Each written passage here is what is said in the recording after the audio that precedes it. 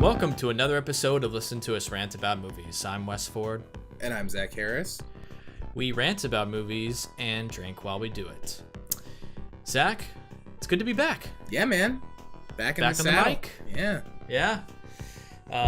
You guys did a great job on your review last episode. Oh, thank you.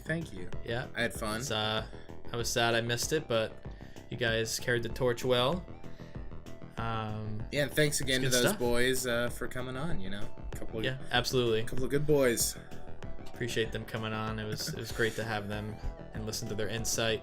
And I guess briefly, I'll say I really enjoyed the movie. I enjoyed Us. It's good. Yeah. I was probably right on par with where you were at on the whole thing. And they had some good insight as well, but yeah, just wanted to throw it out there. I did enjoy the movie. For sure. It was good stuff. But on this episode, we'll be discussing what we've been watching, including our forced films, a talk on Game of Thrones, and the new Star Wars teaser, the Criterion Channel. Got lots of little things to talk about. Yeah. Little bits. Little bits. Lots of exciting stuff. Followed by a review of the remake of Pet Sematary, the movie based on the novel by Stephen King. Tonight we're drinking two separate things. I'm drinking something that you might have heard of before. It's called Modelo. It's a good one though. It's a good one, Yeah, it's a Pilsner. Most people have had it, but it kind of sums up my thoughts on how I feel about the review. Yeah, talking about. Kind of matches that a little bit, personally. But what are you drinking? I am drinking. I was in a bachelor party last weekend in Milwaukee for Sean Pierce, who's been on the show before, and stopped at the Mars Cheese Castle on the way home and picked up a case of the new Glarus Spotted Cow, which is the Wisconsin exclusive beer that I had not had until the trip, but had one at a bar and thought I should fucking buy some of this shit before I go home, and we did. Hell yeah! It's so funny. I was just talking to a coworker who's from Milwaukee. She just moved down, and was saying that that's what converted her to liking beer. Really? And it's really good. It's super yeah, good. It's very tasty, very drinkable. Let's give it a little sip. Yeah, let's get a sip going. Oh yeah. Describe to me what's yours taste like. It's tastes like milk. No, it's it's light, but it does have kind of a creaminess to it. Yeah, I don't know. It's goes down easy. It seems like it's kind of heavy on the percentage there. I can't find it though. Oh yeah. Every time I've had one, I've been trying to savor them, because like 3 of us who live in the house split the case, so it's like got to make that shit last. Can't be like slamming it in like 2 days, Yeah. So I feel like I'm always getting a little ale? toasty off it. Yeah, it's an ale. Is it an ale? Mm-hmm. Okay. Yeah, that's the only real descriptor they have. But yeah, it's nice and smooth, but light. Okay. Full bodied, but not too heavy, I would say. Yeah, the color's pretty light. Looks like. Mm-hmm. Yeah. Yeah, there you go. Hazy though. Nice. Got a nice haze on it, Mine's it's pretty decent Pilsner. I think out of all the Pilsners, I don't really need to describe it too much. It's like a standard beer, but it's good. It goes down smooth. Yeah, it's good stuff. All right. So before we continue the episode, Zach, I'd like to remind you about that deal. What deal? We still got it going. I've completely forgotten what you're referencing. So this is a great time for a reminder, honestly. Yeah, absolutely. So This episode is brought to you by Audible. You can get a free audiobook download and 30-day free trial at www.audibletrial.com/LTURAM. You can choose from 180,000 titles from your iPhone, Android, Kindle, or MP3 player. Oh yeah, dude. Yeah, and if you guys are listening and you like what you hear in this episode, remember you can find other episodes of our podcast on Apple Podcasts, Google Play, Stitcher, YouTube, and now Spotify. We are now on Spotify. Shit, dude. Yeah. A couple of Spotify boys over here. Pretty much all the major platforms we're on there. And yeah, hope you're listening and enjoying it. So, we're going to get into it. First thing we'll talk about, Game of Thrones. All right. It is Monday. Game of Thrones was yesterday. I suggest maybe skip ahead of this part if you don't want to be spoiled. But we're going to talk some spoilers a little bit. Hell yeah, dude. What'd you think, Zach? What'd you think of the show coming back? It was good. I think, how many episodes are there this season to, like, wrap it all up? Supposed to be 6. Okay. But some of them are long, right? 3 of them are like an hour and 20 minutes or something. Okay, because it seems like it's downplayed from what I initially heard, that, like, I was under the impression that they were all 90 minutes, so it was, like, kind of underwhelming for me, because it started, and I was like, and when it ended, I was like, that's it? And then I was like, oh, it wasn't 90 minutes. And then I was like, oh, okay. Not that it's bad, but I guess I was expecting a little more out of it. But yeah, they announced a few months ago, like, they were gonna only have, like, the first few weren't gonna be 90 minutes. I'm not up to snuff on my knowledge, so that's on me. Yeah, but it wasn't even a full hour. I think it was like 52 minutes. Yeah, which fair enough. But yeah, I will say, and aside from that, like, I still thought it was good, but it was like the major revelations and, like, major points that happened seemed like it was all stuff that, like, we knew as an audience, but that was, like, being revealed to other people. You know what I mean? Yeah. Like, a lot of meetups and a lot of, like Jon Snow hearing about that it's like, holy shit, and it's, like, a big moment, but, like, we already knew about it, so I was kind of expecting, like, something newer to drop, but I don't know, not necessarily a bad thing. Yeah, I think a lot of it was sort of setting it up, sort of winding the car, so to speak, to let it take off. It was getting people in the right places. There was some interesting stuff, like Jamie seeing Bran was like, oh man, like it was shit. And there was definitely some cool stuff. I'm definitely excited to see where it goes from here. Like I can't wait for next Sunday. I think it's like, it was good, and I should have anticipated that it was gonna be like kind of a setup episode. But just, like, all this hype for it for so long, just, like, I'm fucking ready for shit to go down now. You know what I mean? Like, I just, like, want it to go down now. I've watched so much of this show. Like, come on. Like, when's it going down? It's getting there. It's getting there.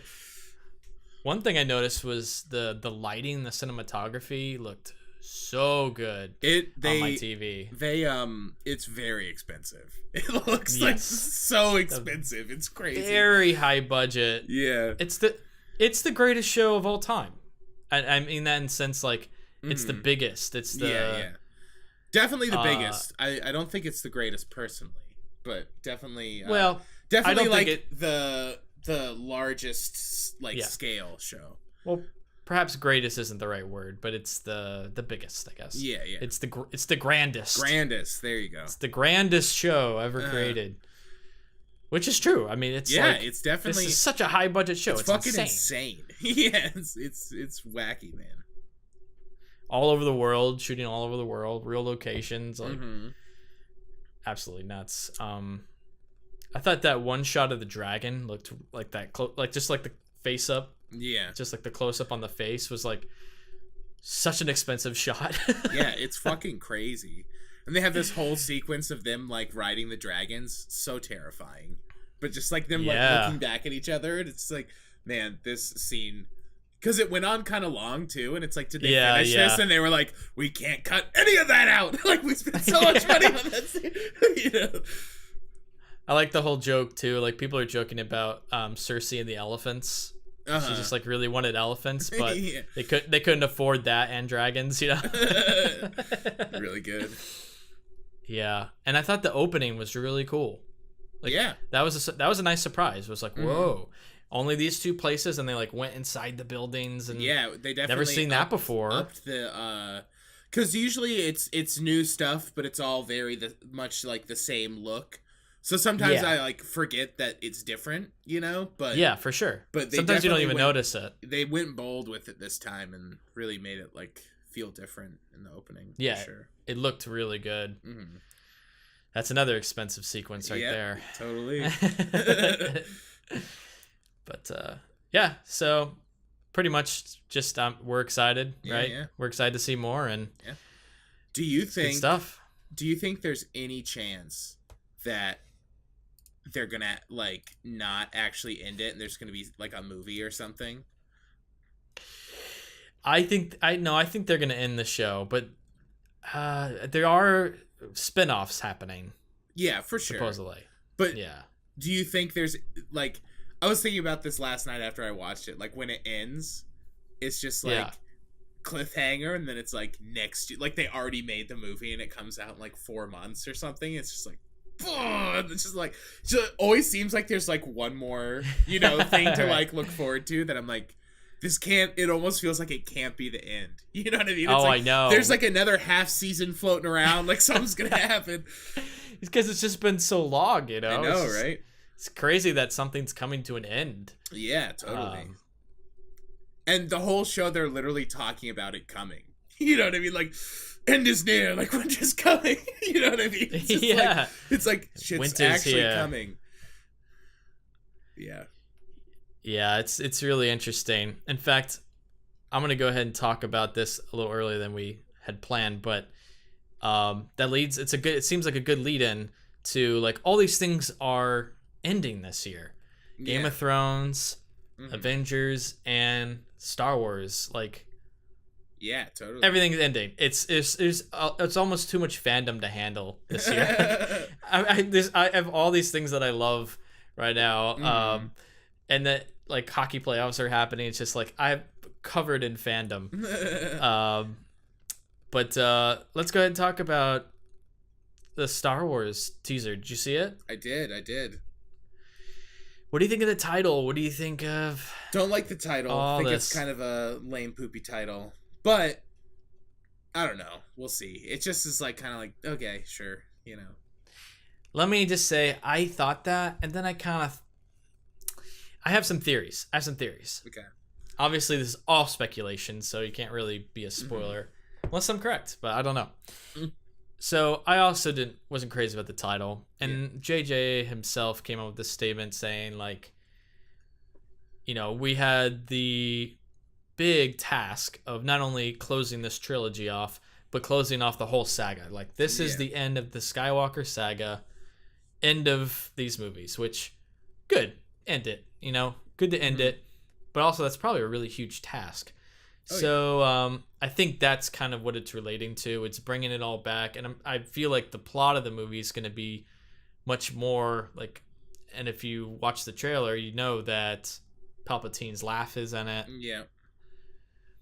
So I have this theory, like, because Last Jedi sets up this idea of let the Jedi in, let the Sith in, let all this Empire in, whatever, and let's start something new. I think that is the dark side point of view of that.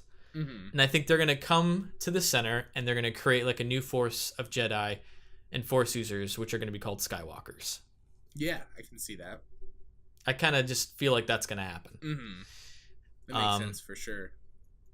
And I feel like they're going to reveal that Rey is a Skywalker, probably. Yeah, most likely. You know, people got so angry in the Last Jedi when they're like, she can't come from nowhere. It's impossible. It's just like, I kind of always expected them to come back and explain it further in this one. You know what I mean? Yeah, totally. It didn't feel like it never said. Yeah, like definitive. Like, she is absolutely from no one. It's like, it's like, I don't think that's gonna happen. It's like in a movie where someone dies and it's like, you know, I guess Marvel. It's like so many people died at the last, and it's like, oh yeah, Black Panther's dead. Really? Okay. Yeah. You know what I mean? After it's that just movie like, made like millions of dollars. yeah. It's just a thing that like you go, oh, it's your parent. Okay, we'll see. In a couple years, we'll see, bud. You know what I mean? Like, Yeah, exactly. but I don't mind it in the other movies. Like the way it just felt like a thing that, yeah, I never expected that to be right. the full extent of it. It's like, look, your parents are nobody, so fucking drop it. You know what I mean? It's like, no, it's coming back in some way. Also, it's coming from Kylo. He was trying to turn her. Yeah. You know? It makes sense. He was trying to turn her, make her angry, make her dark side. I don't know. Yeah, it was always silly to me. But I will say though, I think that because it's Rise of Skywalker is the name, right? I think it's just Skywalker. No. Oh, is it Skywalkers? Is it 2? Oh, I don't know, but Rise of Skywalker. Yeah, but it's Rise of Skywalker, right?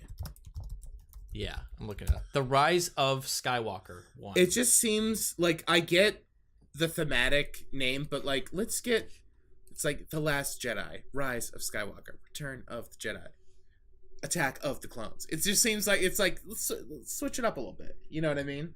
They're different phrases, you know, than like action descriptor. You know what I mean? Yeah, like, I know. Here's the thing where it kind of reminds me too of like I'm a little scared of what this movie's gonna be because Rian Johnson did such a good job, I think, of shaking up the world and the universe. Yeah, totally. He shook up Star Wars and made it interesting again, in my opinion. And I think like a lot of people they were upset because it went against what they wanted, and we know there's toxic fanboys out there, and Star Wars fans are not the greatest, which sucks. But yeah, so I'm scared that Disney, and because of the like Han Solo didn't do well, and there's all these toxic fanboys. It's gonna be I think really it's gonna play. I think it's gonna be played really safe the whole movie. It's gonna be predictable. Rey's gonna be a Skywalker.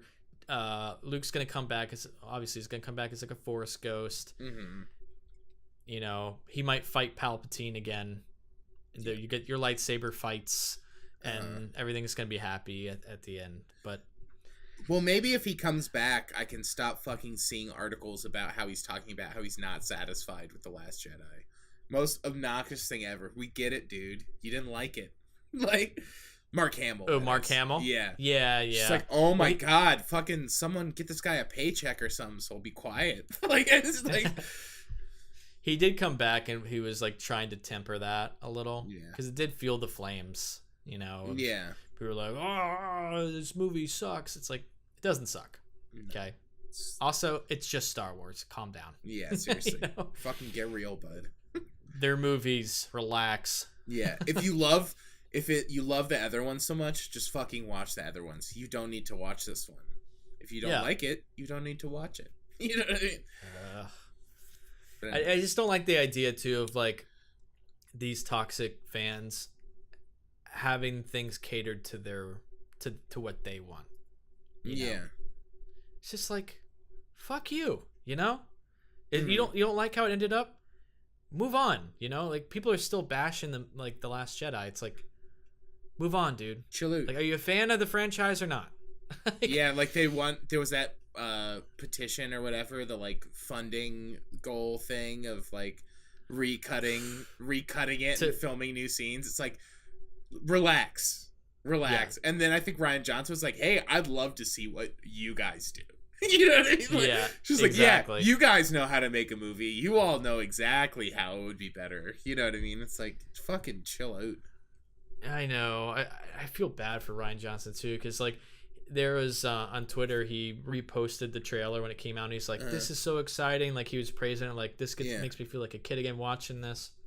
And like the first comment under that was, yeah, it'd be a lot worse if you made it. It's just like, come on. You know what I mean? Yeah, totally. It's like, no, he is a good director. He is Give the guy a break, dude. Yeah. And you got to give him respect because he made something different. Yeah, he shook up the franchise. He brought really interesting ideas, like ending the Jedi and the Sith and the like letting it die. Like that's a fascinating idea to me in the Star Wars canon. the most interesting thing in any of these movies, at least for a long, long, long time. Mm-hmm. So anyway, my one last point I had on the trailer is I think I'm out on trailers, especially teasers, just like 75% of the teaser being like a scene of the movie. I don't really like that. No. But not because it's a bad trailer. Like, it's a well done, well executed trailer. Mm-hmm. But it's like, now I just know that happens. You know what I mean? It's like if you just... That's with any trailer, though. Well, no, not really. It's like a horror movie, like the Pet Sematary. So many kills were ruined because they just show the entire scene in the trailer. You know what I mean? And it's like, the second she's in a desert, it's just like, okay, Kylo's gonna fly a TIE fighter here in probably like 5 minutes, and there's gonna be a big action scene. You know what I mean? It's like, I don't know. I don't need it. I don't need to.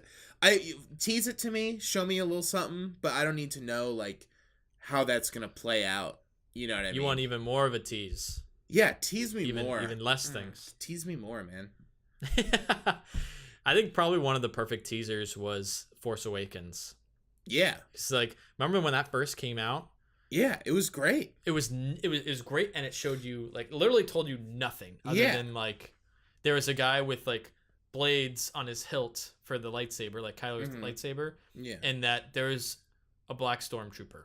Who, took his helmet and he's off. in a desert at some point. He's in a desert. That was like it. Yeah. Anyway. Totally.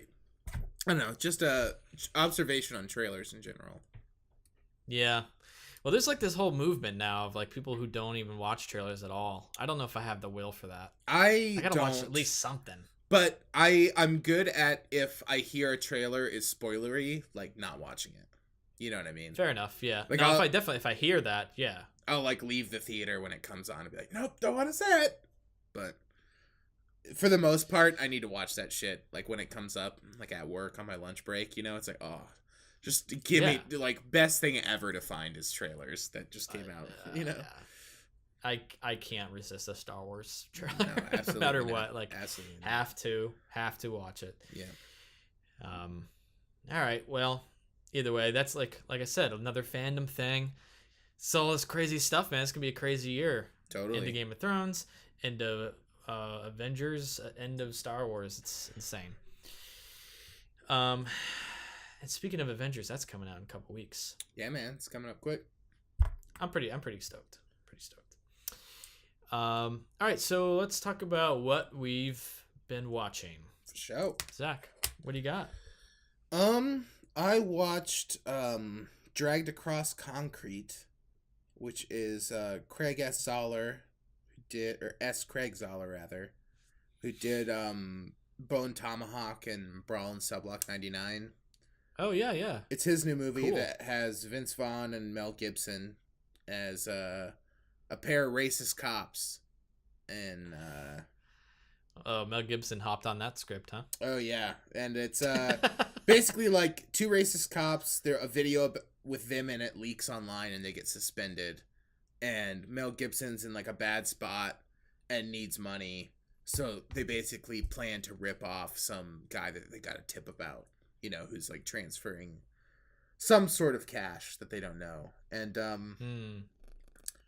didn't really like it. I really liked Brawl in Subblock 99. I don't think it's like a super great movie, but it's really interesting and weird, and like has a cool hook and cool scenes and pretty good performances. And this one just I don't know. It seemed like it was even more like that was a genre movie, but it had things to say about like the characters, and I feel like this is similar, but you're dealing with these like super lofty, you know, topics, and he doesn't really take a stance on them, it's seemingly, and it just kind of like I get that. I don't think he's making this movie and thinking like these are my thoughts said through these characters, you know, but at a certain point it just becomes like, well, why was that necessary? You know what I mean? Like certain moments and things that don't even pertain to the plot. just like characters just being racist. That it's just like, why is that necessary? You know what I mean? Like, why do you need to have that in the movie unless you're saying something about it, which maybe he is, but I saw something and he's like, I don't want this to be like an agenda movie. It's just like, take what you will from it. And it's like, yeah, but also, I don't know. It's just kind of, at the end of the day, is like a genre movie about two racist cops. And I don't really get the intent. Like, why make this movie? You know what I mean? Right. It's like, I've seen the log line. I've seen it like 50 times. You know what I mean? It's like, I've seen this movie. Two cops, like, go out on their own and like are corrupt and, you know, try to fuck over like some drug dealer. You know what I mean? Right. It's like not a new concept. So like, what caused you to make it? Like, in this context? And it's also almost, what makes it right. It's like 2 hours and 40 minutes long, and it is just too fucking long. Oh, that's just sucks. so long. Brutal, dude. Yeah. Not awful. There's some cool moments in it, but it's just really cruel to its characters. And like people complain about the Coen brothers like that, but I think there's humor there, and I think it's like placed in a non-reality in a lot of times, you know? Yeah. And this movie is literally, and it also kind of has a tone of like Yorgos Lanthimos or something, of like Killing of a Sacred Deer or something like that, where it's very deadpan, everyone's delivering everything very plainly, a lot of wide shots of people just like doing nothing, talking bluntly. But yeah, I feel like this movie goes out of its way to place it in a real world context, so then it just looks like people acting fucking weird. You know what I mean? Like in those movies, there's like it's like a fictional reality. Yeah, where you're like, it's all surreal and you don't really know what it is, and everything feels more allegorical, and this just kind of feels like a weird delivery because he likes that delivery, and that's okay. But when you add these sort of like intense subjects and then place it in that reality because of those, then then you got to deliver on that. You know what I mean? Yeah.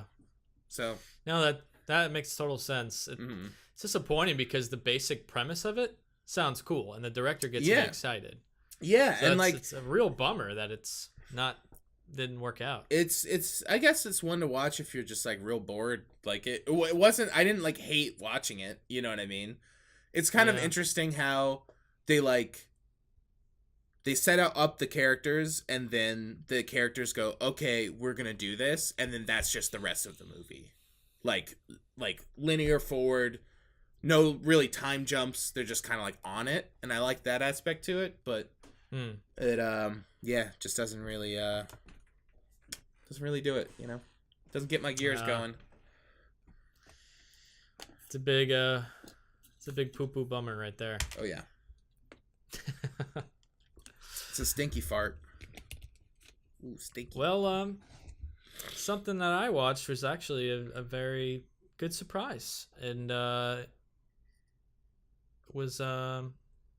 exceeded my expectations, which is I saw Shazam this week. Oh, nice. Hell yeah. Yeah. I decided to check it out. It's totally worth watching, dude. And what I really respect about the movie is its biggest moments that are in the movie aren't even advertised or in the trailer. Nice. Hell yeah. And like that's fantastic to be surprised by that, because especially for a superhero movie and something from DC, it's like the willingness to just take some of their money shots and not even use them. Yeah, totally. And you sort of think and it is like this down to earth kind of movie, but you find out that there's a lot more to it, and that was really nice and refreshing. Hell yeah. I think as a movie too, especially one in the superhero genre, you know, as we get flooded with these movies now, this one felt really refreshing and felt just a lot of fun. Just like a lot of fun.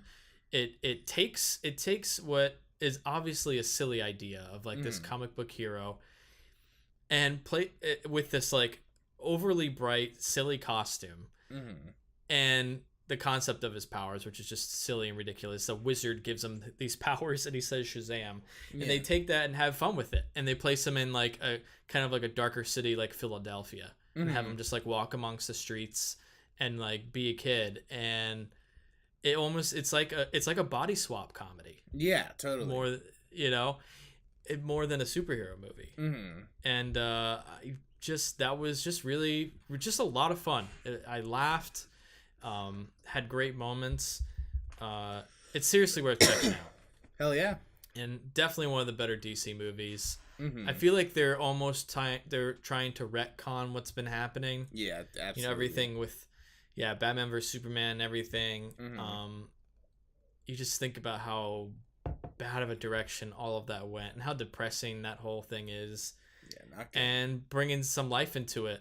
And this director too is a new director, and it's like, yes, this is what we've learned, right? Give new directors their vision. Let them have their vision. He done something though, right? I thought he directed. Well, yeah, I'm getting to that. He's directed like 2 movies. He did a short called Lights Out with his friends, which went over really really well. And was it Paramount or I don't remember the studio exactly, gave him basically the money to fund a feature version of that. Supposedly it's pretty decent. Yeah, I never saw it, but I'd check it out. I'll check it out. And that was supposedly the first time he'd ever been on a real set before. Whoa, crazy. Was Lights Out. And then he got more money to make one of the Annabelle sequels. And then he made this movie. Hell yeah. And it's like, this one is it's a lot lower budget than any other DC movie by far. Yeah. But it uses that to such a smart and just like fun way. And like having this like young new director do this with like a limited amount of money to make like a superhero movie for DC, it was like kind of ballsy on their part, but it was a risk they like had to take. Because it's like, what the sort fuck of refresh everything. Just call back Zack Snyder. It's like, no, we're fucked, bud. Fuck that. Yeah. It's like, make these, and I like comic books. I like superhero movies, but I feel like inherently, I want them to be like real movies, legitimate movies. And I also think that they should be for kids too. That's absolutely the whole idea. Like, they should be for adults and they should be for kids. And like Zack Snyder has said, like, I will, he purposely like tried to make his movies for DC not for kids, like too dark, too cynical. It's like, that's kind of like goes against the entire thing. Yeah, right? It's not the fucking point, dude. like superhero movies are like meant to inspire and get you away from the real world and like forget reality, not like bring you in it and rub your face in it. Like fuck that, dude. The muted colors, the desaturated suits and everything, like no, it was all wrong. And this movie just takes that and like redirects it all into like, this is what it should be all about. And in saying that though, it's actually I think this guy had a lot of his horror sensibilities in making this. For a PG-13 movie, I could see this being like the first movie that like a kid sees and is like scared for the first time in the theater. Oh yeah. Like some of the imagery, some of the some of the story. I don't want to spoil any of it, but it gets the concepts behind some of the stuff. It's pretty dark. The movie itself is pretty dark, but it doesn't show that. It's all like layered with fun. It's just like one of those when you think about it, it's like, damn. Yeah, like that's actually a pretty crazy concept for this kid and like for a kid, yeah. But as an adult, I kind of really enjoyed that and seeing that. And so anyway, it's a good movie for all people. And Zachary Levi, who plays Shazam, the adult version, is great. Just like fantastic. Has so much fun. One more thing I'll say is I think probably my biggest complaint was the transition of the kid into the adult version of Shazam. That wasn't convincing to me as the same kid. Like Zachary Levi was way more fun. Like I just wanted him to be on the screen all the time. But when he's out of the suit and he's the kid, it doesn't feel like the same kid at all. You know what I mean? I get you. And I feel like that needed some improvement, but it's a minor thing. It's sort of like it brings back the humor of almost like it's like 80s, 1980s Big. Yeah, totally. You know, it's like Big, Mm-hmm. the same kind of humor, and I don't know. It was really a lot of fun, and yeah, I recommend it. Yeah, just check it out at some point. Hell yeah. Yeah, Shazam. I watched Sicario: Day of the Soldado. How was that? Fucking stinker, man. Stinky poo poo. Not good. Yeah, to be expected. Yeah, it was not good. It's just missing so much. It's also like twists it to more of a like action centric movie, which I think the other one wasn't necessarily like had action elements, but it was more of like suspense it's not thriller an action type. movie. Yeah, but they're sure. they're definitely trying to push it there. And there's just some total stunt bullshit at the end of this thing that like a character you've been following the whole movie is like in the movie only for one very specific reason, and it's just like, oh, you know, they're like pulling the rug out from under you a bunch, and it's just like, man, this is just a fucking stinker. No good. Don't know why anyone thought it was a good idea to make. Really do not know. Yeah. That sucks, dude. Yeah, it's a bummer. It's not even worth watching, huh? No, I would not recommend watching it. Did not like it. The first movie's so good, too. Yeah, it's fucking amazing. It's amazing. Really good. Yeah. Yeah. And, yeah, the second one's just stinky poo-poo no-no. I don't like it one bit. All right. Let's see what else I got.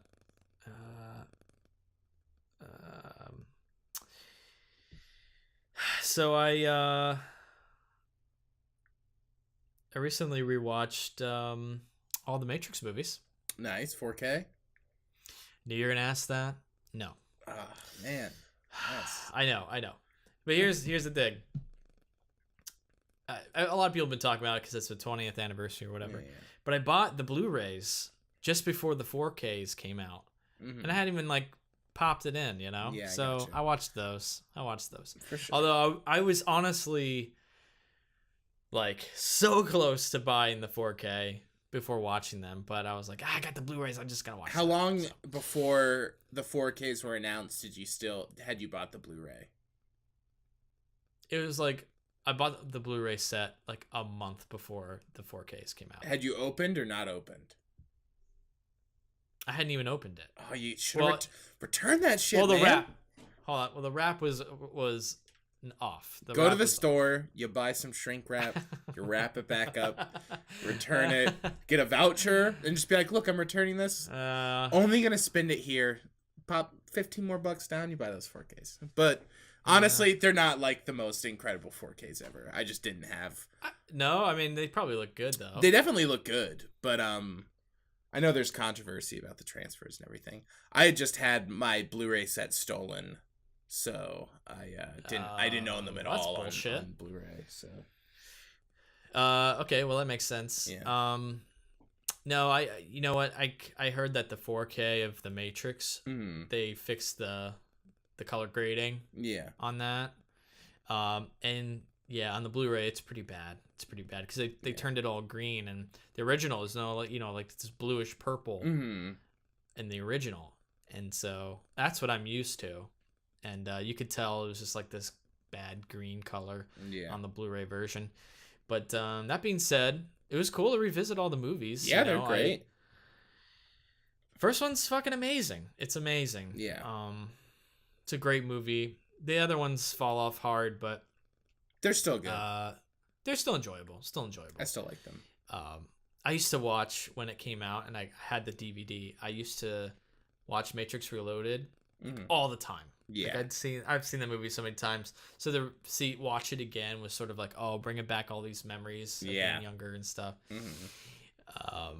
Good stuff, man. What an interesting era too that was. Yeah, for sure. The whole Matrix thing. Do you remember the video game? I do. Did you ever play Enter the Matrix? I absolutely did, and I hacked the hacker mode and got the Matrix Revolutions trailer early. Yeah, dude, me too. Yeah. Good stuff. You could like on hack and do all these kinds of things. Like I got the sword. Did you ever hack and get the sword? The katana. Yep. Yes. Fuck yeah. That was a badass game. It was a badass game. I remember thinking it was amazing. Ghost and Niobe, baby. Yeah, dude. Dude, what was so cool about that was like the Wachowskis actually had a hand in like directing that game. Like had a big influence, which never happens. And what you get is like the other side of the story of what like Niobe and Ghost are doing during Reloaded. And you see those cutscenes just for the game. Like, it's fucking badass, man. Yeah, it's a good game. Yeah, good stuff. But yeah, anyway, I watched the Matrix trilogy. It was good. Good to revisit. Oh yeah. I watched Guava Island, which is the Childish Gambino movie that came out on Saturday or whatever. Oh, is that what that's called? I didn't realize that was his movie. What it was called? Well, not really a movie though, and I think that's kind of why I was a little bummed. It was sold initially. Once again, I'm not reading up on it all the time, but when I first heard about it, it was Hiro Murai who did all the like directs a bunch of Atlanta and did his music videos and stuff. It's like his first feature is gonna be like a Donald Glover movie with Rihanna, and I was like, wow, this is cool. And then like, hey, it's coming out this weekend, and it's like weird. And then it's like, okay, it's 55 minutes, so not a feature, and is basically like a vehicle to do like musical performances of Childish Gambino songs that for the most part we've already heard before. So it's kind of a bummer. I did think it was good, but I don't know. It's like there's the first like musical number in it is This Is America, and they do it, and it's a very cool scene, but it just immediately feels like a pared down version of the music video, and the music video is extremely well executed. So like to start off your movie on like a lesser version of a music video that everyone saw a year ago, I was just kind of like, this is weird. And then there's really only like 2 new songs in it, and Rihanna doesn't sing at all. And it's just like, what? Yeah, it's just like, this is just like weird. Like I don't get the motivation behind it. Yeah, it seems it's just like it's a mishmash kind of like side project type thing. Yeah, it seems like they got budget to like go shoot there, and we're like, oh, we should like make like a cool like visual album thing, like tie all the songs together into a story. And it's like, it's not a bad story, it's just really simple and could have been like a 15-20 minute long short film. Like it didn't need the time, you know what I mean? Yeah. It just kind of felt like everyone was kind of underutilized. The music was as well. So worth watching if you like his music. Like I would definitely recommend watching it, but I really like that director a lot. I love Atlanta. So I was a little bummed that it wasn't as good as that show, basically. Yeah. I get you. Yeah. Interesting. Well, that's a bummer. Yeah. I'm chock full of bummers this week, man. Full of bummers, bud. Yeah. Let's see. I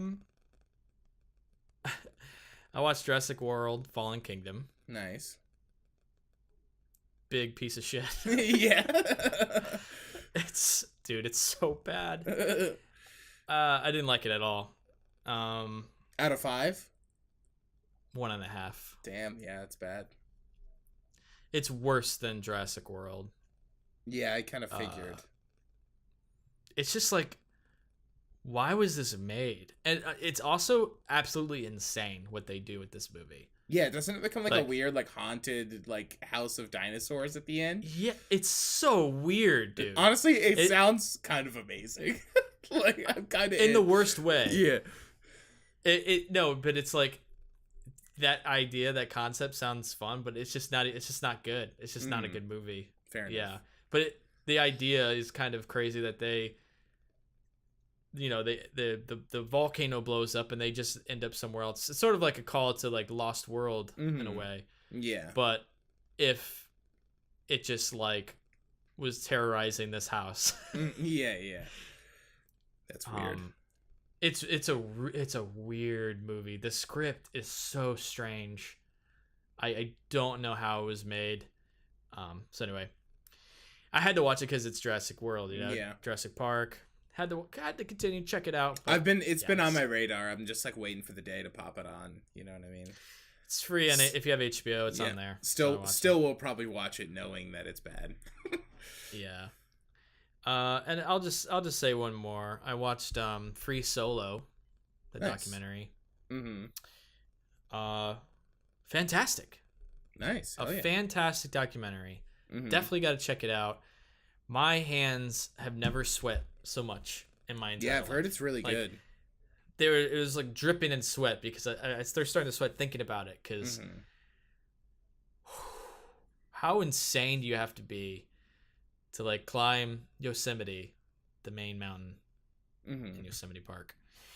I forget the name of it, but to free solo climb that thing that no one's ever done before, and just the mindset that this guy is in, it's fascinating. It's fascinating, and just the production too, like having these guys hanging by ropes thousands of feet in the air with these cameras, like filming this guy with no ropes or anything, who literally could slip and die at any fucking second. Absolutely insane documentary. Not a heights guy. I don't know if I want to. I will watch it, but like I don't know. It's really worth watching. Yeah, I promise. But it will make your stomach squirm a little bit. And but what's really great about the documentary too is it doesn't just document this guy doing this, but it really confronts the idea of like making the documentary. Like, should we do this? Is this really smart? We literally could see our friend die. Why is he doing this? This is insane. Yeah. What is he thinking? Are you sure you want to do this type of thing? And really struggles and confronts all those ideas and works through them in a really compelling way. And it's fantastic documentary. Hell yeah. So check it out. Free Solo. Will do. One of the better docs I've seen in a while. Yeah. I'll just very quickly say I watched The Third Murder, the Hirokazu Kurita movie pre-Shoplifters. Oh, okay. And it's how was it? Definitely worth checking out. You should check it out, man. It's good. It definitely it kind of treads over some similar ground as other movies I've seen, but not necessarily in a negative way. I thought it was really well executed, and I feel like that subject matter in his hands is interesting. It's kind of like taking a look at like the justice system and a lawyer who's like not necessarily concerned with facts, but you know, the way things look and how to win a case, and a defense attorney kind of like navigating that. So really good. Check it out. It's a solid movie, and that guy's a fucking champ, and I'll watch anything he makes. He's a freaking champion, dude. I gotta ask you about one thing though. One thing you saw. What'd you think of Apostle? I saw that you saw Apostle. Oh yeah, it was good. I liked it. It's decent, right? Yeah, I got sleepy and I had to finish it the next day. So the last like 20 minutes didn't quite have the oomph that I'm sure that they did if I had watched it. I liked it though. I thought there was like some of the supernatural elements, the way that they mixed in, I could have had like, it felt like a little in between for me, like maybe a little more or a little less. Excuse me. Yeah. But that being said, I still think, especially for like a Netflix movie, it's like, fuck yeah, man. Like, glad this thing's coming out. Yeah. Pretty intense. Yeah, I like Dan Stevens. I think it's hard because it's like such a good setup. Like the first hour, I was like, this thing's fucking killer. You know what I mean? Like I was really, really loving it. So then it kind of went off the rails a little bit for me, but I still think it was solid. Cool. Yeah, I agree. I think I rated the same as you. Mm-hmm. It's a pretty decent watch, and the supernatural element to it went in a direction I didn't expect. Yeah, totally. That was pretty cool. Mm-hmm. All right, cool. So, yeah, I think that's gonna wrap it up for what we've been watching. So Zach, you check out this new Criterion Channel. Yes, I did. I am a charter subscriber, so I was fucking in right away. Because I signed up for Filmstruck. It had never been on Samsung. So they got supported by Samsung. Signed up right away. And then literally like 2 weeks later, they announced that they were going under. So I was like, oh, fuck. Like, yeah. But in on the new one. Watched Clouds of Silsbury on there. You got a trial as well? Yeah, so I got the trial. Yeah, I was gonna be a charter member, and then I just sort of like have so many subscription services. I really want to be a subscriber to the Criterion Channel, but there's so many things I'm juggling. But anyway, I'm trying it out. Did the trial. Watched The Fabulous Baron Munchausen. We're gonna talk about both those movies, and it's nice. And you know what? I was scrolling through it, and I'm like, this is awesome. Yeah, and totally. I really want to keep it. It's so cool. I watched just some of like the behind the scenes stuff and just like the interviews with the filmmakers, like, and there's so many cool things. You can just scroll and like look at stuff, and it's just like if you're a movie buff, if you're a cinephile, like it's made for you. I like, really it's like so cool. I really like the short pairings where they'll like pair a short with a feature. Because I really cool like idea. watching shorts, but it's just like there's so many fucking garbage ones like on Vimeo or whatever. Right. It's hard to find like good short work online, so it's like a nice curated selection. I like that aspect a lot. Definitely agree. I thought that was really cool. You have Apple TV, yes? Yes. So you just downloaded the app and you're set? Yeah, so that's what I'm watching it on right now. I'd like it to eventually get Samsung support, get on my TV, but yeah, I got it on the Apple TV. I do not have an Apple TV, so I was told that it was supported by Chromecast. Download the app, pop it on my phone. Don't think anything of it until I'm actually about to watch this movie, and there's no Chromecast on the phone. I was like, okay, no Chromecast, interesting. Only AirPlay. I was like, all right. So grab an HDMI cable, get my laptop, plug that laptop in, boom, set. Second I plug it in, video blacks out. Sorry, this video cannot be played on an external monitor. It's like, whoa. Ooh, don't know if I like that. Why is Criterion, out of all people, telling me I need to watch this on my phone? That's kind of bullshit. So then I'm like, okay, whatever. Take it out, and I'm like, okay, I'll Chromecast the tab. You know what I mean? Might not run as good. I'll let it buffer. We'll be set. Yeah. Cast the tab. Absolute dog shit. Looks absolutely awful. It just came through insanely pixelated. The color didn't match. The audio is like, and I was like, okay. And I told you we were having a snowstorm yesterday when I was trying to watch it. So I was like, okay, I'm gonna wait for the snow to calm down. Internet went out, and then I was like, okay, it was just the internet dying. You know what I mean? So internet's out. Wait till a little later. Pop it back on. Still like it. Oof. So I had to watch it on my fucking laptop, which sucks. So it's like, man, I like Criterion Channel. This is a really cool platform. But like, why will you not let me watch it on an external monitor? That's like total bullshit. It's probably because they don't want you to screen record that shit, you know? Yeah, it's just like Sean tried it at work, and he couldn't watch it on an external monitor.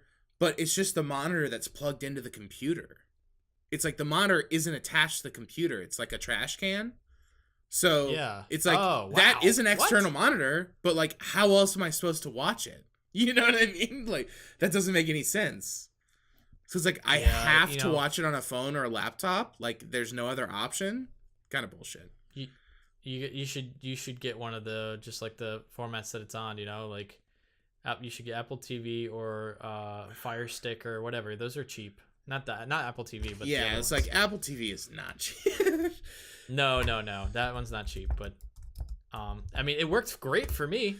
Yeah, totally. It works great on Apple TV. Then I'm like, well, maybe it'll come on. Maybe it'll come on that soon. But then I'm like, on Samsung soon. But then it's like, okay, well, I mean, I waited however many years for it to come on Samsung before, so I'm guessing not. Right. But I don't even know. The thing is, I don't know if there even is support for Amazon. Like, I think it might only be. It says on their website what they support. Yeah, but they say Chromecast on there, and it does not work. But I guess it's different if it's like an app curated for that. You know what I mean? Yeah, you got to have like the Google the Google Stick, whatever it's called. Yeah. Like on download the apps, it's iPhone, Apple TV, Android TV, Roku. You could get a Roku or a Fire TV. Those are cheap. Yeah, $40 though. It's like I'm already spending. Yeah, I know. It's one of the reasons why I was hesitant to get it, but I mean, luckily I have the Apple TV. But how about you give me your Apple TV since you don't want to get it? Since you're not gonna have it for that long, you just send me your Apple TV and I'll just use that. You know, sounds really fair.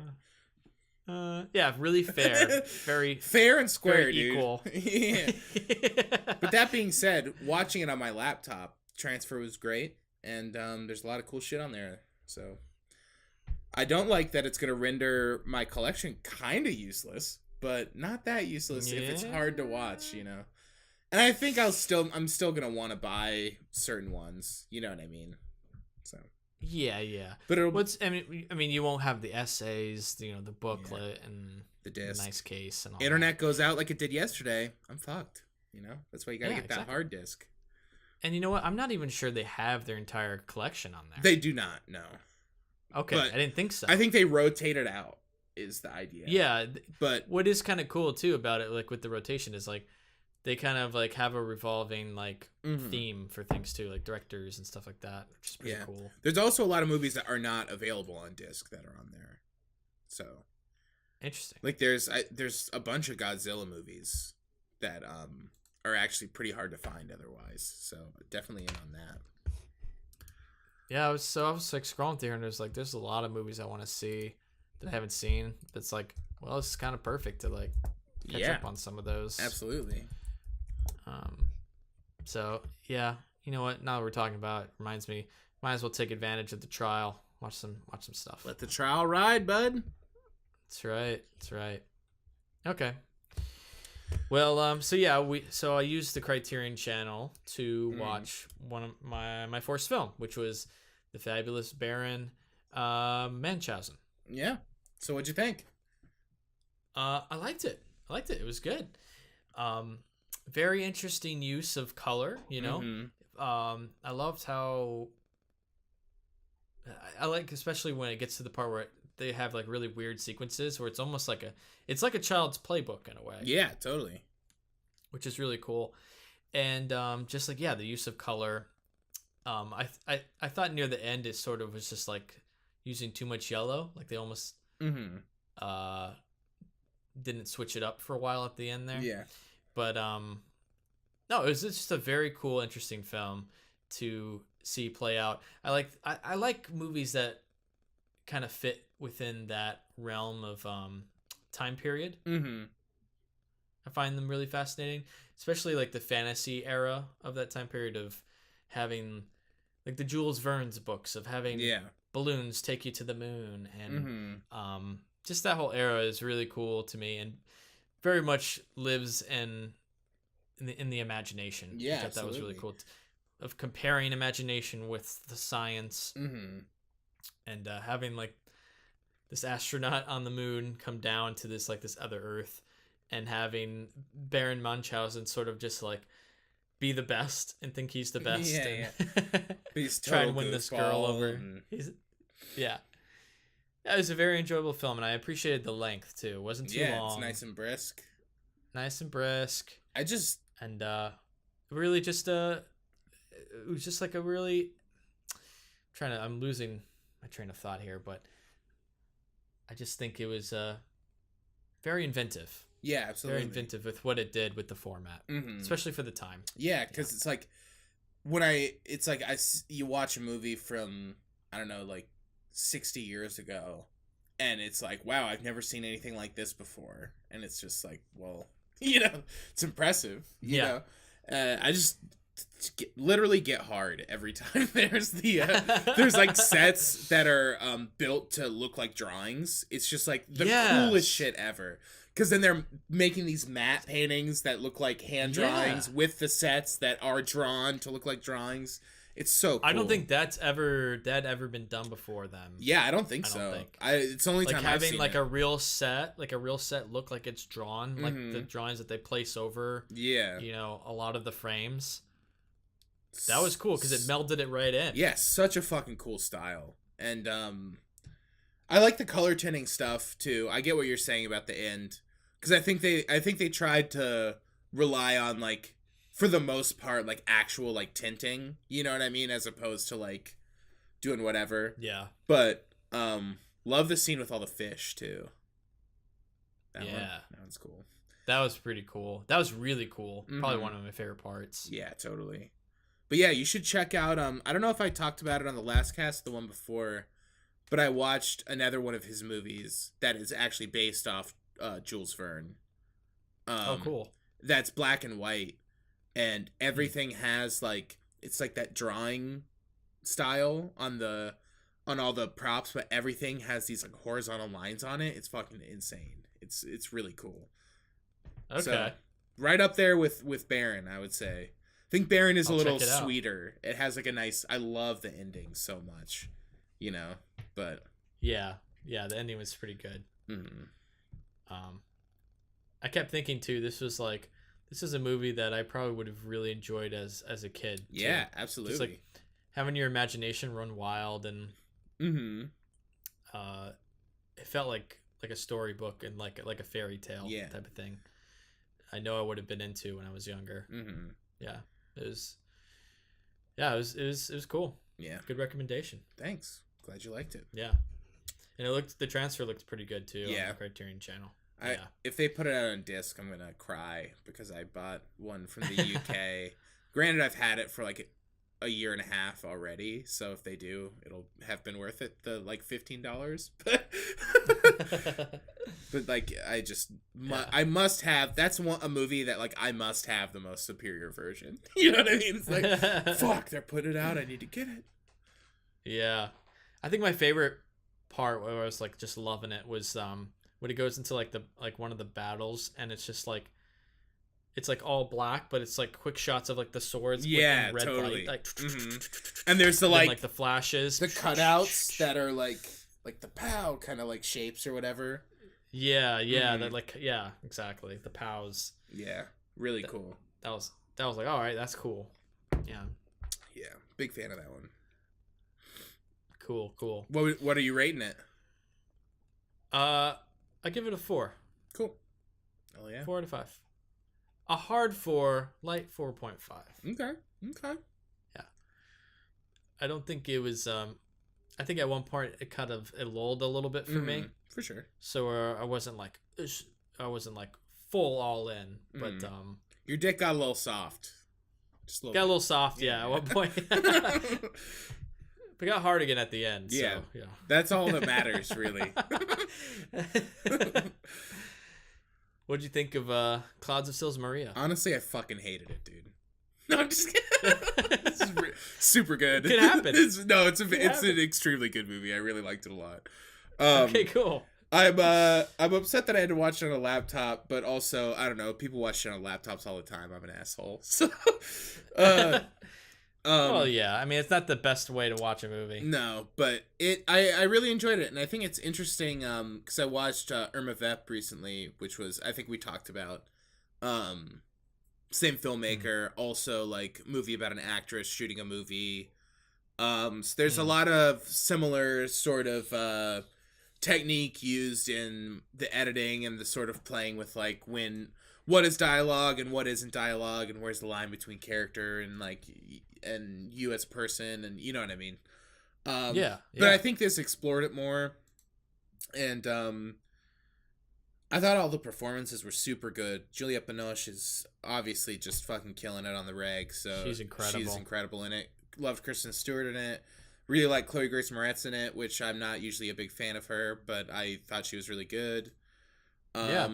I like that. I think they casted her. Sorry to interrupt you. No, but no. I thought that she was a good casting for the role that she played. Absolutely, yeah. For that, you know, definitely.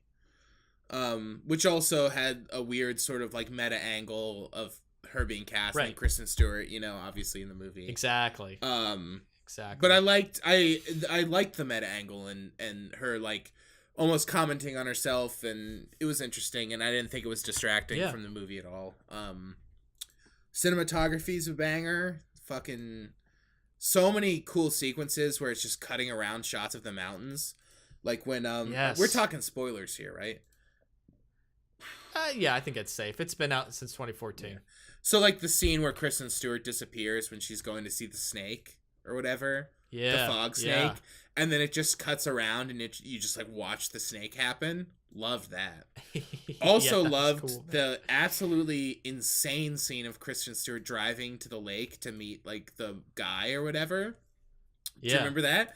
Where it's just like a shot of her driving. Vaguely. It's like weird song comes on. Like, it's like all these weird dissolves, and it's just like, what? And it just becomes a montage of mountains. Like cool shots of mountains. It's like, okay, this is the best. Like so much weird editing and like, because it's extremely reserved, and then it just kind of like, just like busted it out real quick in a second. It got really weird, and then immediately brought it back. But I loved that. I love how it's just like really within the mountains and the nature, like it just adds a cool element to it. Yeah, where it literally did not even have to be taking place there. You know, mm-hmm. They just happen to have great nature shots. Yeah, it's a story that could be transplanted elsewhere, but yeah, I do think that it definitely adds a lot, you know, to the movie, and yeah, it was very good. I don't know why it took me so long to see it. It's a very good movie. Glad you enjoyed it. I like I'd said before, that's my favorite of his that I've seen. Mm-hmm. I liked it more than what was it? Personal Shopper. Mm-hmm. Personally. But, yeah. I think it's better than Personal Shopper for sure. I'm still kind of mulling over it. There's a lot going on in it. You know, it's obviously very layered and tons going on about her identity and like coming to terms with being older and like specifically that like as a woman, but also like the duality of the part and like her playing it before. There's just like so much going on. I watched it earlier today, but I like finished it or whatever. Okay. So I need to watch it again. I got that Crit Blu-ray. Yeah, I need to get Need to get that Sweet Baby Blue. Or not, because I can literally watch it whenever I want. The streaming service. Yeah, I know. This is dude, this is the you know, the time we live in now. It's like it kind of sucks. I'm just a fiend for that bitrate, baby. I need that bitrate. I need the security of knowing that nothing will happen halfway through. You know what I mean? Yeah, dude. And it's still the superior format. It is. Forever, baby. Yeah. All right. Well, cool, man. I'm glad you really liked it. What are you rating it? Probably 4.5. Nice. Yeah. Nice. It's like it's not necessarily a movie that is like up my alley in terms of like, man, I can't wait to watch a movie about like the process of acting and you know what I mean? I'm a little wary sometimes of like actor movies and meta stuff. But honestly, for what it's going for, I think it like really just knocked out of the park like what it set out to do. You know what I mean? Yeah, it's just got a good pace to it too. Absolutely, it's got a good feeling to it, good tone. Mm-hmm. Great editing, great cinematography, great performances. Yep, Olivier's a badass, man. What champ? It's good stuff. All right, so Zach, for our next Forced Films, what have you picked for me? You're gonna be watching Jackie Chan's Police Story. Ooh, that one seems like a lot of fun. It's one I'll probably be into. Yeah, it's a total banger. It was a lot of fun. Definitely get prepared for some unsavory jokes that didn't last. You know, that didn't stand the test of time. Yeah. But also get prepared for some just fucking righteous action, man. It's a banger. Can't wait. I can't wait. And for you, I picked Zama. Sweet. Hell yeah. I think that was on Sean's top 10 last year, and it was in my top 20, I believe. I've been meaning to watch it. Another one. You're just picking the good ones that like slip through the cracks, you know? It's good. There you go, man. Yeah. I think you're gonna dig it a lot. I think you're gonna really like it. Hell yeah. Yeah. All right, cool. So those are our forced films, and we'll be talking about those next episode. Well, moving on. Zach, what do you got to say? Look, don't cut me off because I got something important to say, even though you were asking me what I was going to say. I just, before we get into the review, I really wanted to remind everyone about the deal that you reminded me about earlier that I had forgotten about, but subsequently remembered after the reminding. Now I kind of forgot, so remind me. It's a deal from our sponsor. And for any of the listeners to listen to us Rant About Movies podcast, Audible, don't know if you've heard of them, Audible is offering a free audiobook download with a 30-day free trial to give you the opportunity to check out their service. Just download your audiobook from audibletrial.com/LTURAM. One more time, that's audibletrial.com/LTURAM for your free audiobook. Boom. All right, now let's get into our non-spoiler segment of Pet Sematary. I remember my birthday party. Church was out on the road.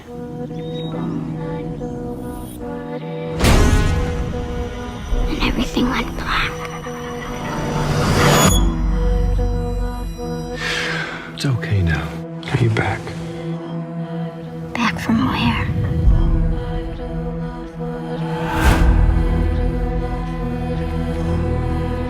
What's going on? There's a place Rach brings things back.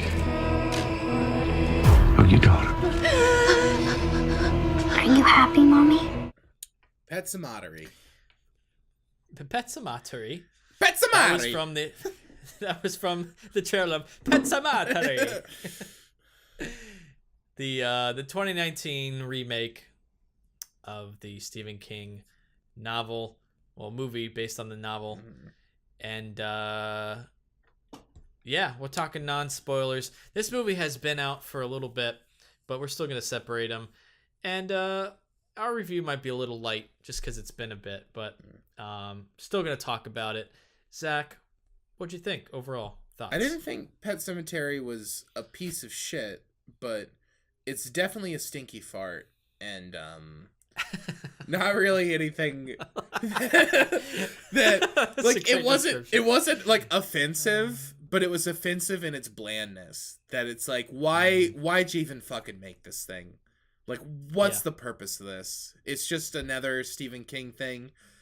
It's honestly, I rewatched, or actually, I don't know if I'd seen it in its entirety, but I'd seen some of it, the original one, around Halloween, and was surprised to see that it was a bad movie. You know what I mean? It's just like, wow, everyone likes this? Why? I don't get it. It's not good. It's a pretty bad movie. Yeah. And when you see a remake and then you go, I don't know if it's better, then like, why did you make it? You know what I mean? Yeah. It's like, I don't think it's not offensive, but yeah, like I was saying, it's just like, in its unoriginality, it becomes more offensive because it's just like, do fucking something with it. I don't know, like we can get to the ending, but the end seemed to be like their thing, and there's another plot element that they twist that's just like, hey, we flipped it, and it's just like, okay, you flipped those two items, but like, why am I watching this for however long this movie is? You know what I mean? Yeah, I know. Yeah. I'm pretty much there with you. I honestly, I was into it for like the first hour. Mm-hmm. For the first hour, I was like, this is, I can get into this. I'm feeling this, and then there's something happens, and it sort of just, I was like, yeah, I'm not into this. Yeah. I wasn't a fan of where it ended up, and it's just like, why remake this movie? I get that the original's bad, but like, I don't know, you had something going there. You just keep that thing going, you know? And it just also didn't do anything new or original with the horror genre. No, you know? it did nothing. It's very played, very tired. Like, there's no tone. There's no tone at all. Yeah. It's 90% jump scares. It's all jump scares. Yeah, which no vibe. And it's like Stephen King. The most important part is the vibe. You know what I mean? It's like I didn't for sure. When like in the very beginning, the little girl is like, I'm gonna wander over here, and like wanders over there, and then the mom comes and she's like, hey, let's go back. Oh my god, what are those 10 children with masks on? Okay, we'll just watch them pass. And then it's like, they're just people that the town's weird and they do this. It's like, okay. And it's like, what? Yeah. And then they just brush that off and the mom's like, hey, that's kind of weird. It's like, kind of weird? There were just 10 children parading dead animals down your backyard wearing animal masks, and you just think it's like kind of weird, and you're just like, hey, go watch SpongeBob. I don't know. The characters didn't feel real. They didn't feel like they were reacting to anything. No, I agree. The way they were written was terrible. Honestly, pretty bad. Like, the characters were written terribly. I'll get. I have more thoughts on what you just said and other things on that later, but yeah, very, very bland. The jump scares, okay, and yeah, no vibe, no tone. Come on, absolutely not. That's the best part of horror. You know? I know, right? And like I think they tried a little bit. Like, I liked that the swamp was looked like a set. It looked really cool. Yeah, it did. But then it's just like, okay, there's just like basic ass shots of him walking through this like really cool set that like doesn't really show it off at all. And one thing I thought about this when I was talking about the last thing, but another thing that's just like not writing for character is, okay, so I forget exactly when they're talking to their daughter about death, right? And it's the mom and the dad, and they're talking to the daughter about death. And the dad brings up that, like, you decompose and you're in the ground. And then the mom's like, yeah, but also you go to heaven. And then he's like, no, you don't. And then after they talk, it's like, do you really believe that? And it's like, you're telling me that this is a married couple who has 2 kids and they fucking never talked about their philosophies about this? Like, they do not know each other. Like, what are you doing? You know what I mean? Like, did they meet an hour ago and these are like each one of them is like one of the other's kids and they just started dating? So stupid. You know? Like, what a fucking dumb scene. Like, it's just dumb. That was really, really stupid. Literally, like, you've married with kids, you've never had this discussion, you know? Yeah, that's like early relationship shit. You know, it's like, hey, do you believe in God? You know, no, yes. Yeah. It's not like, I wonder if they believe in God. I think I'll ask in 10 years. Really? Yeah, do you really not believe in heaven or hell? Yeah. Like, really? It's like, if you're married with someone, you should probably just be able to intuit what they believe. You know what I mean? It's like, yeah. This is so stupid. It just wasn't realistic at all. There's a lot of things like that throughout the entire movie. So, I guess let's get to spoilers. It's gonna be hard to talk about the rest, but overall, not really a fan. No, it's you bad. Either? No. All right. Any last thoughts before spoilers? I guess I could tell the story. I had a little incident seeing this movie, which I guess maybe should preface my opinion, even though I think it would be exactly the same otherwise. So watching the movie. They're in the swamp thing, whatever, with, the stuff that they're doing. It's getting moody. It's like, I was like, this is a weird choice. Lights come up, fire alarm. And I was like, oh shit, I guess. And I looked at my TJ who was with me. I was like, oh, I guess we should leave. This is weird. I've never had this happen. So we go out. And everyone's leaving from every theater. Everyone's funneling out. This is a late show, too. Probably went to I think we went to a 9 p.m. show, 9:15 or something. So this is about an hour into 45 minutes, an hour into the movie. And stand outside for maybe 20, 25 minutes, She's like, okay, like, be really cool if we went back in, you know, because I like, don't want to come back and watch an hour of this movie again. You know what I mean? Like I wasn't necessarily hating it at that point, but I still like wasn't game to watch the first hour again. You know what I mean? Yeah, for sure. And then we start getting let back in, and the guy at the door is like, hey, they're going to restart the movie from the beginning, just so you know. And the security guard turns, he's like, why'd you say that? That's not what they're doing. Stop telling people that. They're starting the movie right from where it left off. And I was like, okay. So then we were like, okay, so which is it? And he's just like, right where it left off. Like this super intense security guard who's like really mad. And it's like, okay, Jeez. dude. It's like, so we go back in, sitting in the theater, just hanging out. Couple people leave. Just sitting there, and then we're like, it's been 30 minutes since we've been in this theater, and it just has not started. You know what I mean? And then the same security guard comes in. It's like, why are you guys in here? We're not showing the movie. Get out of here. And we're all like, what? And he's just like, no, they're not going to start it again. I told y'all, get out of here. We're just like, wait, they're not? You're literally the person that told me to come and wait in the theater. Because at that point, they were like, you can go back in, or you can get a voucher and come back, like whatever you want to do. You know what I mean? And I was like, I just want to go back in. I want to fucking finish it, you know? Right. Right. So yeah, and then they tell us it's not going to start again. It's like, yeah, I guess this was like the scene of like whatever happened. Someone in here pulled the alarm. And we're like, well, where's the alarm? It's like right up there, like the front of the theater. And I was like, I don't think so. I think I would have noticed someone fucking around in the front of the theater while I was watching this movie. You know what I mean? Like that doesn't seem right. So we go out, we're waiting in line, and the guy in front's giving the woman a bunch of shit. And she's like, there's one person working the projector. I don't know what to tell you. We got 16 theaters. You know what I mean? You're in the first theater, so like we're working back. Sorry, you know. Get the voucher. We go up. Wow. We get the voucher, and it's like, I'm not complaining. Everyone's having a shit night, you know. I don't care. But get the vouchers. We're walking out, and we were like, should we just see if it's gonna start again? Peek our head in. It was playing. It started again. What the hell? So then we just went in and finished it. We were the only ones in the theater. So we were just talking really loud the rest of the movie and stuff. Just being like, what? You know, like yelling and shit. But it was nice because I got a free, you got a free voucher and you saw the movie. And you finished it. Yeah, and you got to finish the movie. So weird experience though. And then I think I got home at like 12:15. I left. It was like a 9:00 show. It's like, it took so long. Oh, God. Yeah. For this movie. Yeah, totally. Fucking weird. That's a crazy story, man. But yeah, and it was also like right when it was picking up too. They like go to the Pet Sematary like with the shovels and everything, and then it just cuts off. It's like, okay, like let's fucking, like it's just picking up. Come on. Get to it. Yeah. Well, that is a funny story, and we're gonna with that go to spoilers for Pet Sematary. Here we go.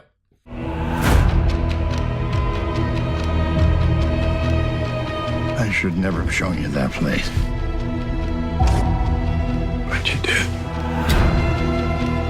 If you cheat death, there's a price to be paid. I needed more time with her. Sometimes dead is better.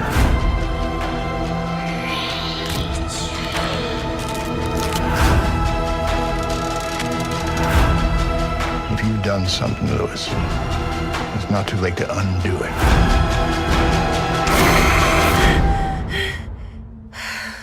All right, spoiler town. What you got? So basically, really, the only differences are they swap the kid that dies, and they swap, and the ending's different, right? That's really all I like. Major points. I haven't seen the original in quite a bit of time, so I don't. That kid was different, right? The like little baby dies in the other one. Okay.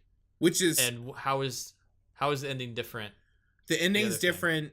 I'm pretty sure the dad it ends with him like burying the whole family in the cemetery. So like they don't go there, and they all die, and then he like takes them there and like brings them back Right. to be with them. Yeah.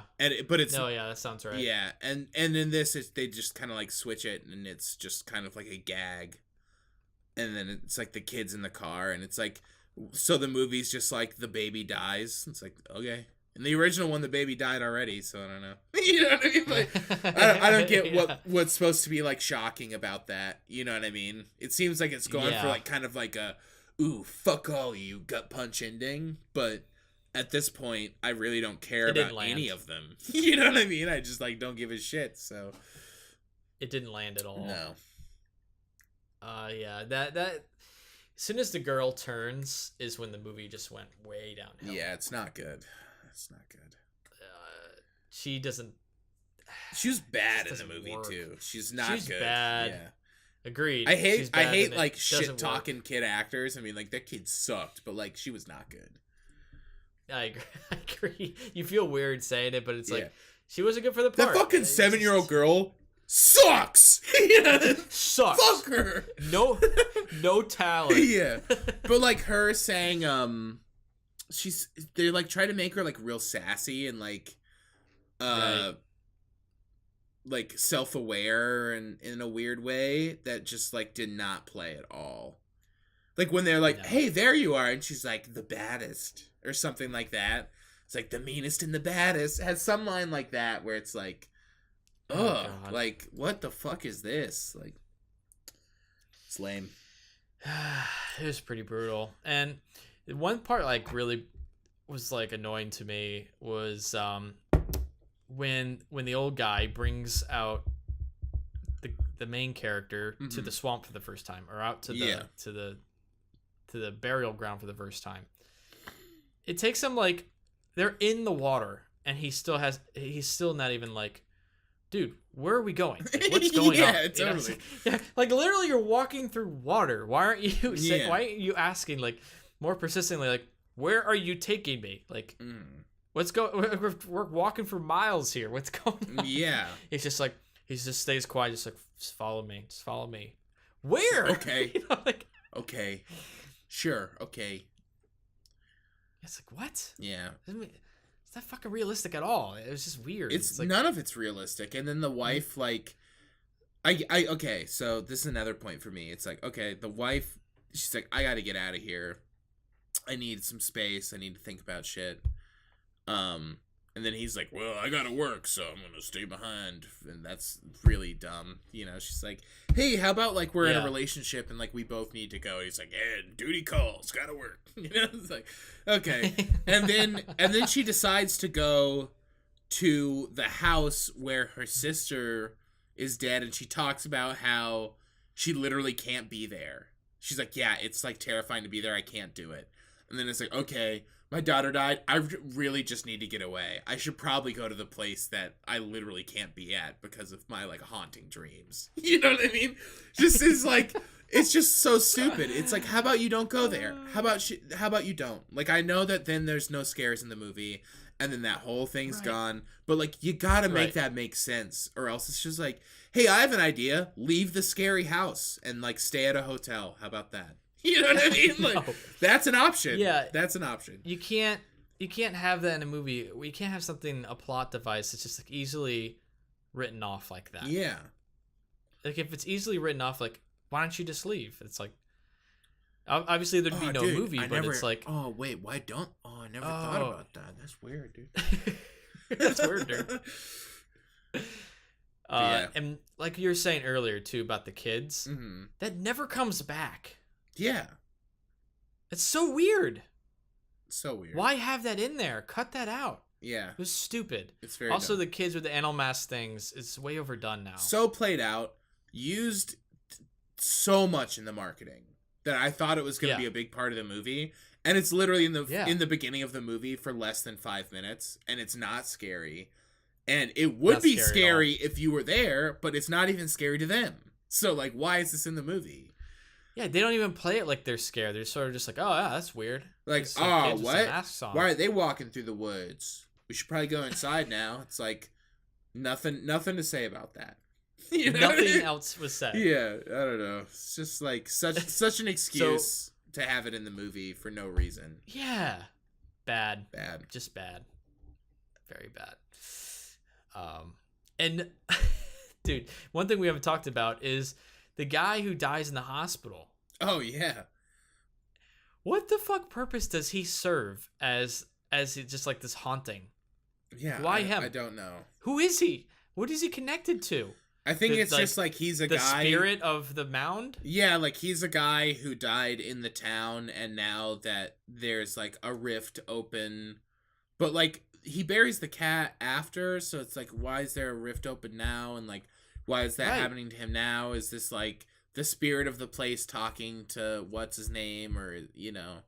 And at the end of the day, it's just like, I don't care. I don't know. You know what I mean? Like, you know, it's like I have to think about it so much that it's just like, ugh, like it doesn't work. Yeah, it doesn't work at all. It's sort of just like, just very poorly written. Like, why did this have to be in there? We need something haunting him. So there's this really bad death at the hospital he witnesses and gets blood all over himself, and he can't tell if he's dead or alive. And what? I guess for their like on their perspective, the only reason they did that was like to make him start questioning reality a little bit. You know what I mean? Like, oh, I'm seeing things, so maybe things aren't so simple. Maybe there is an afterlife. Yeah. Dumb. Just dumb. Stinky. Oh no. Stinky. Ooh. Stinky. Ooh. Bad. Did somebody make a stinky? Now, have you seen Starry Eyes? No. Okay, just curious. It's the movie before they did it, like probably like 5 or 6 years ago.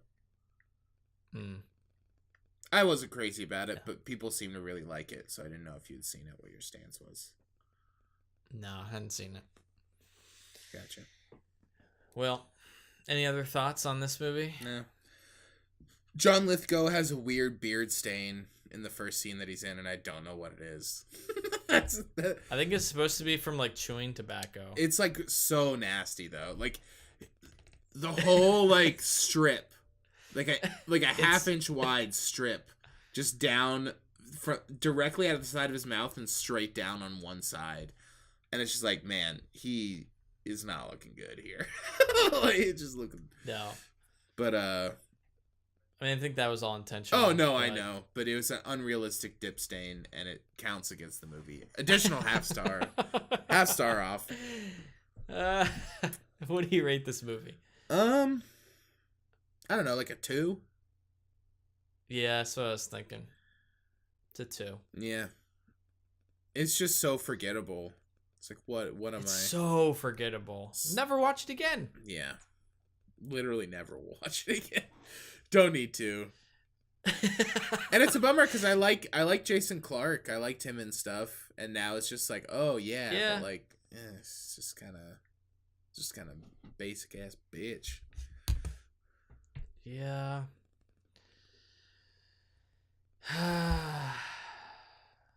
Anyway. Yeah. What are you gonna do? What are you gonna do? And it got such like raving reviews out of like festivals and stuff. It's just like, yeah. I feel like any horror movie that's shown at these things, they all get good no one reviews. thinks about it logically. They just get paid to write good reviews. Because I don't think I've ever seen like a horror movie hit the festival circuit really big and then live up to the expectation. Like the ones that are really good, I feel like I don't hear about as much. I feel like I don't hear about them as much, though. Like, Hereditary and The Witch are the two that I think really measured up to the hype. But I don't That's what I thought. I don't think they were as hyped up beforehand. You know what I mean? Like, I didn't see as many, like, articles being, like, a masterpiece of modern horror. You know what I mean? I felt like that all came later.